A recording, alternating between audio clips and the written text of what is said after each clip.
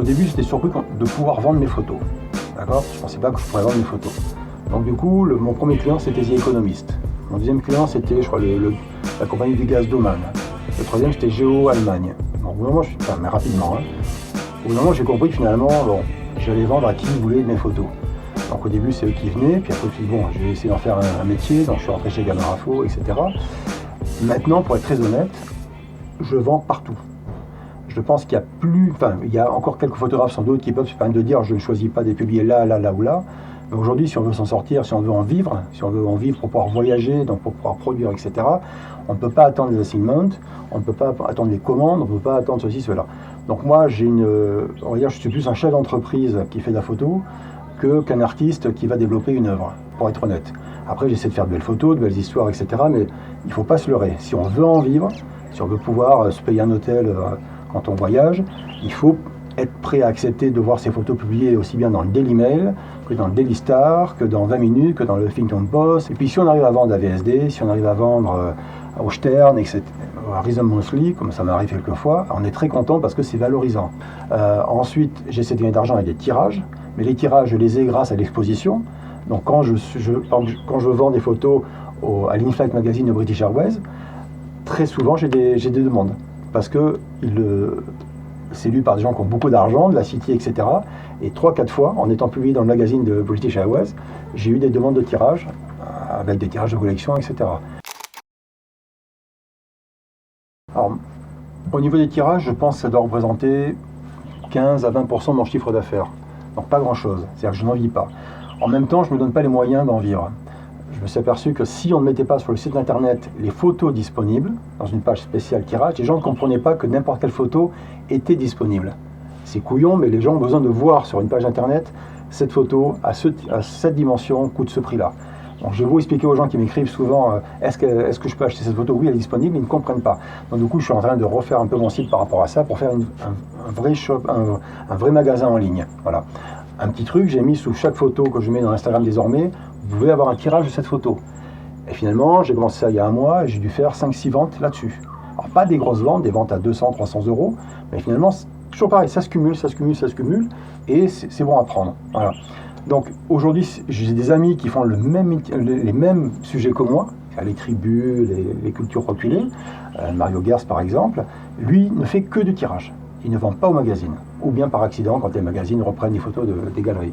Donc du coup, je pense on peut en vivre, je pourrais peut-être en vivre, parce que je pense qu'on a un travail à peu près équivalent en termes de qualité, de diversité. Après, il faut se donner les moyens. Après, c'est du temps, c'est de l'investissement en termes de marketing aussi. Un truc tout bête, j'ai une photo qui s'appelle Miss Kim, Corée du Nord, qui est assez connue. Yellow Corner l'a prise, ils en ont vendu des milliers d'exemplaires, avec la force de frappe de Yellow Corner, évidemment.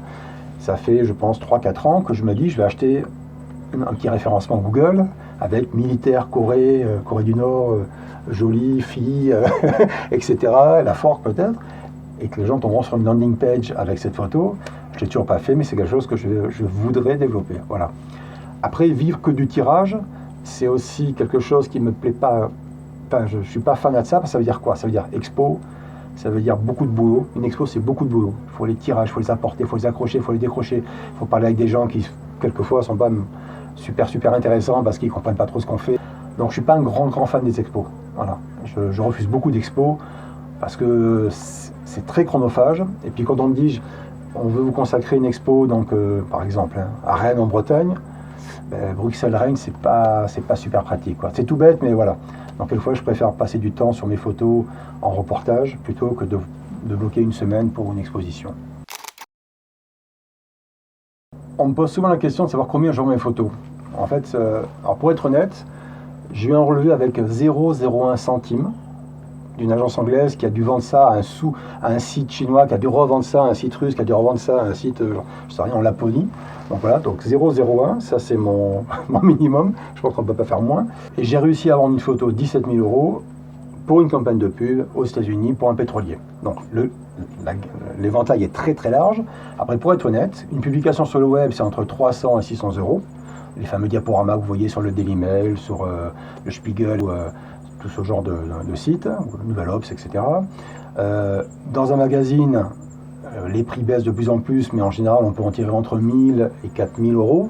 voire un peu plus pour des gens comme Paris Match. Et puis après, ben, il y a les fameux tirages, où là, quand on tombe sur un collectionneur, ou quelqu'un qui est prêt à payer pour des tirages tirés à 10 exemplaires, on peut vendre ça à plusieurs milliers d'euros.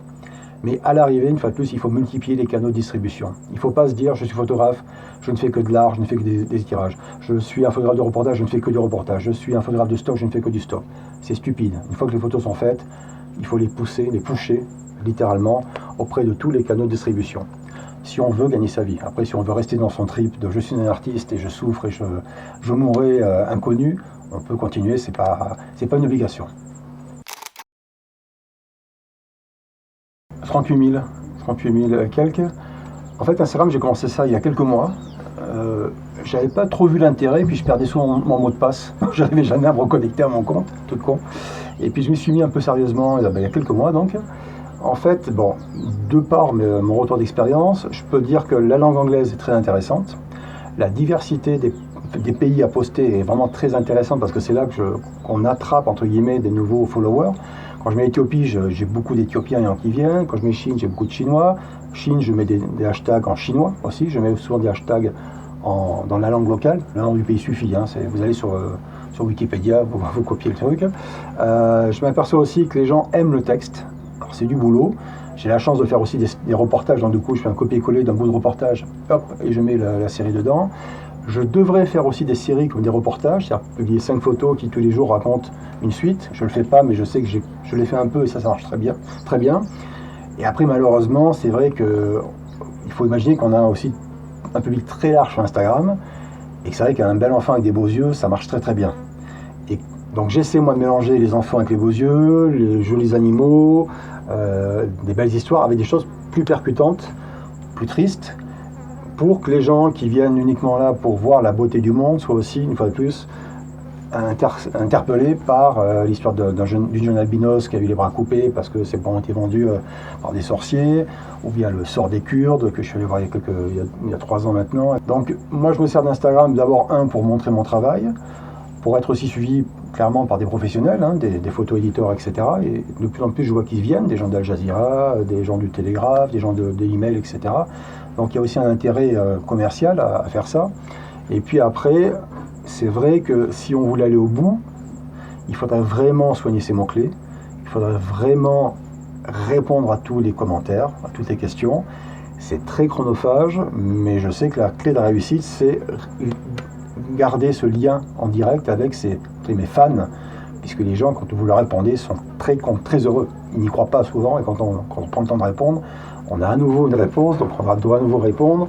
Mais bon, c'est un jeu. Je le joue absolument sur aucun média, ni sur Facebook, ni sur Flickr, etc. Je commence à jouer ce jeu sur Instagram, parce que je pense que c'est le meilleur support pour la photo.